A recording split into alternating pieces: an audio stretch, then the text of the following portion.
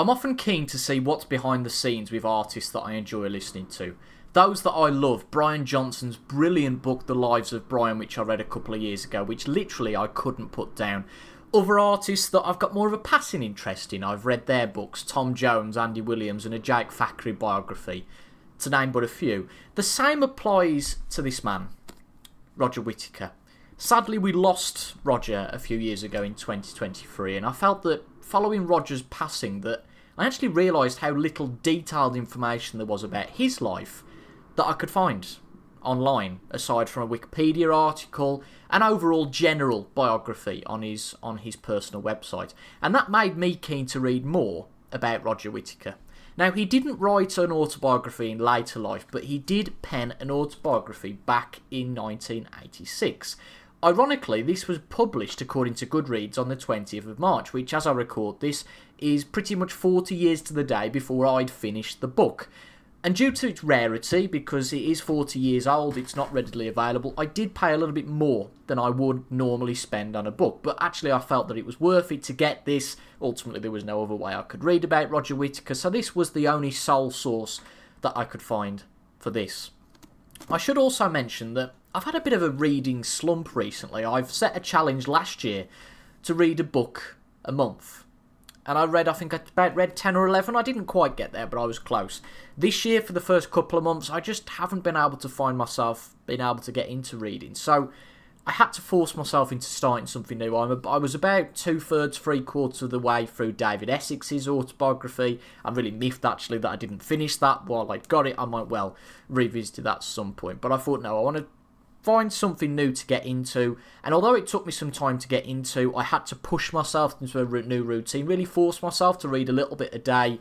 But what actually happened over a week or so was that the switch between setting aside some time to read this and forcing myself to do it, I actually became compelled to read this more than actually the chapter a day that I'd targeted to read. The key elements of this review, what you're looking to find out, I guess, is whether this is actually worth reading, and I think that ultimately depends on your Roger position, if you will. Whether you're a big fan of Roger Whittaker's music, whether you're more of a passing fan, like myself, or whether you're someone that doesn't know a lot about Roger Whittaker at all, might know a couple of the songs, but you're just generally a music fan, and like me, you enjoy music biographies, autobiographies, etc.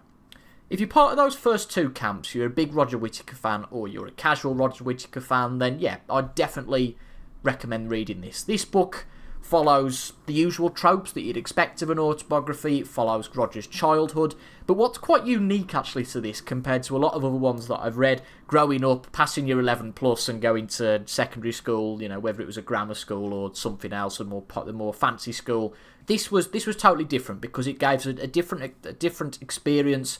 Roger Whittaker grew up in Kenya. I don't want to give too much away about that and the reasoning behind that. I found that very interesting to read and glean and learn when I first read the start of this book.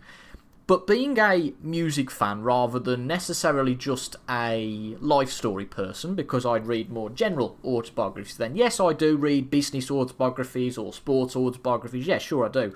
But even with sport biographies or even business, I'm interested in their business or the sport. What really made them tick rather than just their life story outside of the music. I was more interested in reading about Roger's musical career, that's for sure. But this book didn't necessarily deliver deep, track-by-track detail, album-by-album, real nooks and crannies recordings detail. But this is rather a blend between Roger Whittaker's music life, talking a lot about playing smaller venues, the folk circuit, the fun, the stories that came along with that. And as often actually happens in the music business, despite working for years and years at it, there was a sudden shift that provided a large upturn in Roger Whittaker's fortunes. And again, without giving too much away, one of the most compelling aspects of this book is the strain his demanding schedule placed on his family life. And the experiences of this and some of his music provide some tidbits, if you will, behind the context of some of Roger's better known material. You could say that this doesn't really deliver maybe as much as you might expect, but I actually enjoyed it for what it turned out to be. Not necessarily what I'd expected, but it was an enjoyable read. Another point of difference to this, which I mentioned earlier, that makes this unique, is that it was published in the mid-80s, so this was 1986. A lot of the other ones I've mentioned, Andy Williams, Tom Jones, these were published in later years where things start to wane. Jake Thackeray's book, as good as that is, was published posthumously, quite a way posthumously. And things can start to wane towards the end of an autobiography, end it with that sort of solemn, sad note, particularly if there's the death of an artist that comes in these memoirs or autobiographies. But the fact that this was released at the time, written at the time, it gives this a freshness that later life memoirs can sometimes lack. And reading it in 2026, there are some things that if you have read it, you will probably know. I'm not going to mention them explicitly. You might go, oh no, that's not exactly great today. But again, this is in the context of 1986. And Roger's early life in Kenya, although I'm not all that interested in that sort of thing, and I did find it a little bit hard going to start off with, I had to push myself through, I actually found the historical context of the Mau Mau troubles in Kenya providing a point of interest and intrigue to this read that I didn't think that I particularly had before. And you know what, from this is of course biased because it's Roger's book, but Mr. Whittaker really comes along as a warm, I've hit the microphone there, genuine, and just a jolly good fellow. The persona that you would see on TV or in his music, but equally self-aware. Roger had some self-admitted faults, possibly brought out by the fact that he writes this, co-writes this with his wife Natalie. You can see Roger and Natalie on the back of the cover there, and don't know whether it's because Natalie co-writes this that this brings us more to the fore, but Natalie plays a very significant part in Roger Whittaker's story. So if you're a Roger Whittaker fan like myself, I'd certainly recommend giving this a go. I would give this 4 out of 5 stars. It wasn't at that real pedestal like The Lives of Brian that it was that fascinating that I just couldn't put it down.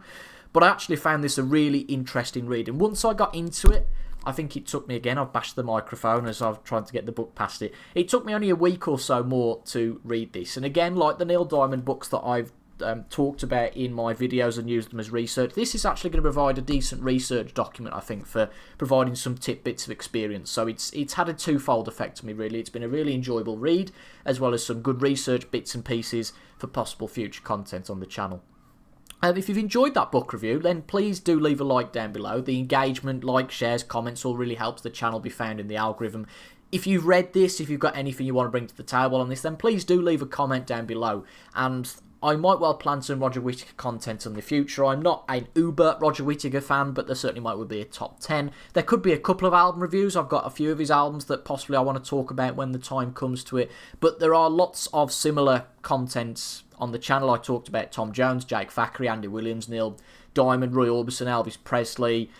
This channel, and Carpenters as well, is another one that I'll mention. This channel, I think, is quite a wide context, quite a wide range of musical influence. You'll see the fact I've got a Motorhead t-shirt. Would anybody else wear a Motorhead t-shirt reviewing a Roger Whittaker book?